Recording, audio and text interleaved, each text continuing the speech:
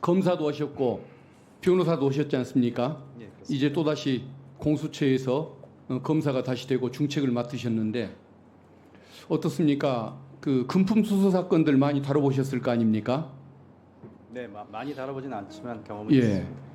어떤 사람 A라는 사람이 B라는 사람에게 돈을 줬다는 사건입니다. 뇌물이 됐든 배임 수재가 됐든 여러 가지 경우가 있을 텐데 돈을 줬다는 일시가 자꾸 바뀌고 장소가 자꾸 바뀌고 줬다는 사람도 바뀌고 액수도 바뀌면 그걸 토대로 어떻게 기소할 수가 있습니까?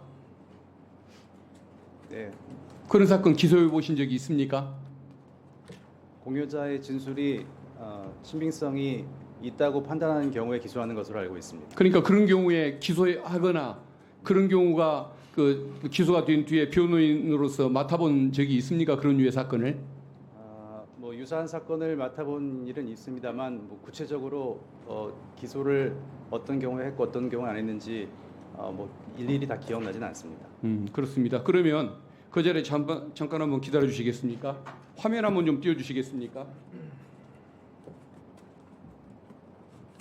바로 이것인데 검찰이 이재명 대표와 관련된 사건이죠. 처음에 김성태를 기소한 것이고 두 번째가 이화영을 기소했던 공소장, 세 번째가 이재명 전 경기지사를 기소했던 이제 공소장 내용입니다.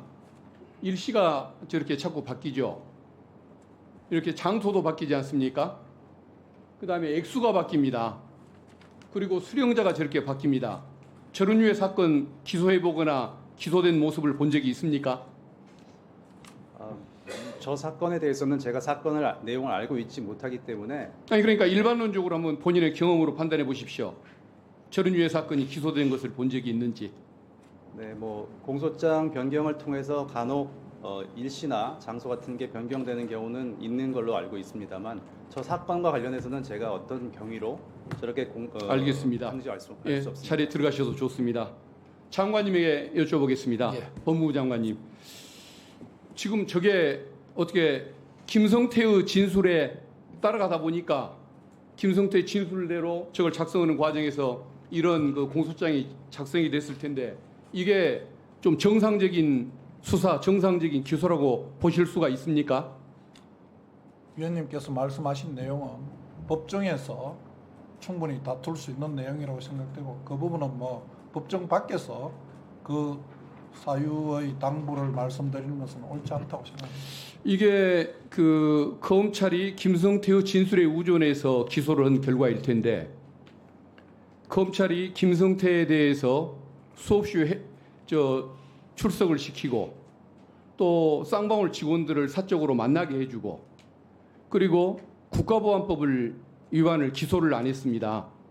그리고 주가 조작 의혹 같은 것들은 아예 수사에 착수조차 안 했습니다. 그렇기 때문에 저는 김성태가 결국은 검찰이 원하는 방향으로 진술을 맞추다 보니까 진실에 없는 사실과 다른 진술을 하는 과정에서 일시도 장소도 액수도 수령자도 다른 이런 그 기소가 이루어졌던 거 아닌가 그 생각을 하는데 그러면 이걸 한번 좀 봐줘 보십시오. 이번에 검찰이 기소했고 그 법원에서도 유죄를 인정했던 것이 뭐냐면은 이 70만 불 필리핀 마닐라에서 70만 불을 리 호남에게 줬다는 이 공소 내용이 있습니다. 아마 중간에 공소장 변경이 이루어져서 이화영에 대해서 유죄가 이루어졌고 그리고 이번에 또 이재명 대표에 대해서도 기소를 했는데 한번 봐보십시오. 다음 화면을 좀 띄워주십시오. 이때 2019년 7월 달에 필리핀의 그 아태 평화 그 회의에서 리오남을 만나서 김성태가 70만 불을 줬다는 내용의 사건입니다. 근데 저 내용을 보시면 알 수 있다시피 국정원 문건에 리오남이 있었다는 내용이 언급이 전혀 없습니다.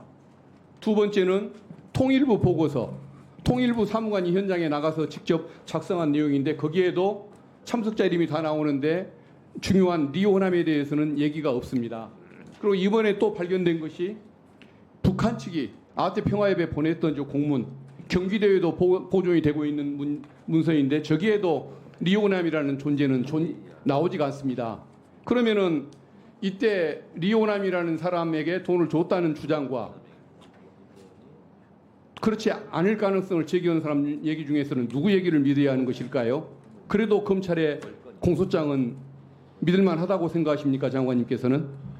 위원님께서 말씀하신 내용이 이화영 씨 1심 재판에서 상당 부분 판단을 한 것으로 알고 있고 그 나머지 부분도 위원님도 잘 아시다시피 법정에서 증거 능력 유무에 대한 부분과 증거의 신빙성에 이- 대해서 다툴 일이지 이 내용은 일심 1심 판결- 판결에서 논할 일은 아니라고 생각합니다. 1심 판결 이후에 발견이 된 내용입니다. 그래서 저는 법정 얘기를 하는 것이 아니고 검찰이 이 정도로 오락가락하는 수사를 하고 불신을 자초하는 일이라고 한다면 장관님께서 감찰을 촉구하든 지휘권을 발동해서라도 뭔가 문제를 시정하도록 직접 관심을 갖고 봐주셔야 하는 건 아닌가, 이 말씀을 드리고자 하는 것입니다.